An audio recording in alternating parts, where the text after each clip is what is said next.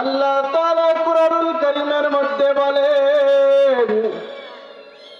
আমার আপনার মালিক বলেন, ইন্নাল্লাযীনা আমানু ওয়া আমিলুস সালিহাত ইন্নাল্লাযীনা আমানু ওয়া আমিলুস সালিহাত নিশ্চয় যারা ঈমান আনবে, সৎ কাজ করবে, মুমিন বান্দা হবে, উলাইকা হুম খায়রুল বারিয়া, তারাই হলো এই সৃষ্টির শ্রেষ্ঠ, এই দুনিয়ার মধ্য থেকে উত্তম মানুষ। ইন্নাল্লাযীনা আমানু ওয়া আমিলুস সালিহাত, যারা সৎ কাজ করবে, মুমিন বান্দা হবে, নামাজ আদায় করবে,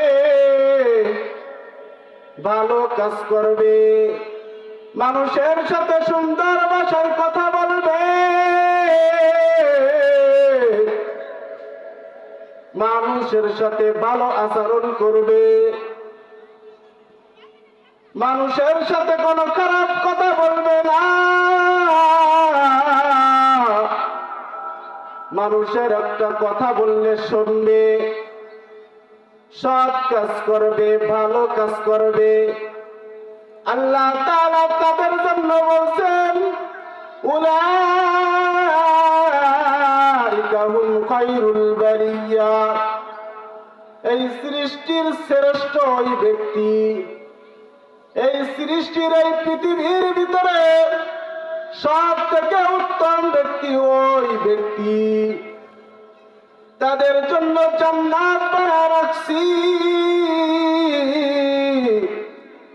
তাদের জন্য জান্নাত বানায় রাখছি।